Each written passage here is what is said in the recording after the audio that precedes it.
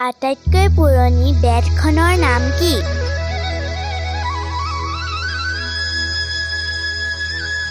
আটাইতকৈ পুৰণি বেদখনৰ নাম ঋগ্বেদ।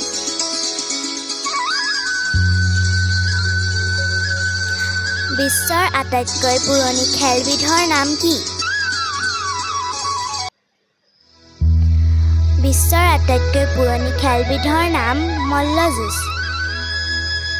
অসমৰ প্ৰথমটো তেল শোধনাগাৰ ক'ত আৰু কেতিয়া স্থাপন কৰা হৈছিল?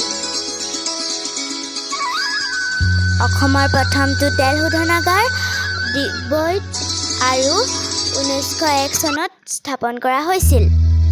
আমি খোৱা লৱণ বা নিমখৰ ৰাসায়নিক নাম কি?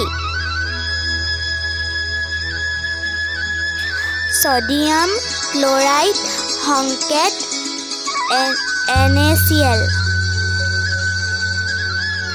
অসমৰ প্ৰথমখন চিকিৎসালয় ক'ত স্থাপন কৰা হৈছিল?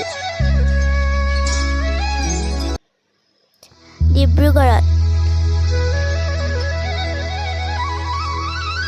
অসমৰ প্ৰথম মহিলা মুখ্যমন্ত্ৰী কোন আছিল?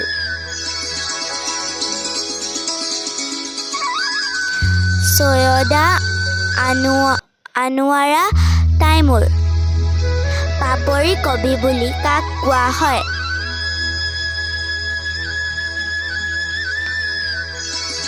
পাপৰি কবি বুলি গণেশ গগৈক কোৱা হয়। প্ৰথম অসমীয়া ৰোমান্টিক কবিতা কোনটো? ইয়াৰ কবিগৰাকীৰ নাম কি? বনকুঁৱৰী কবি Chandra Kumar Agarwala. Grammatical notes of the Assamese language এই পুথিখন কোনে লিখিছিল?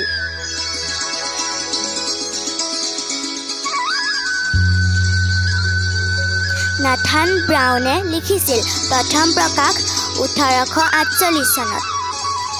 পুনৰ লগ পাম, ধন্যবাদ।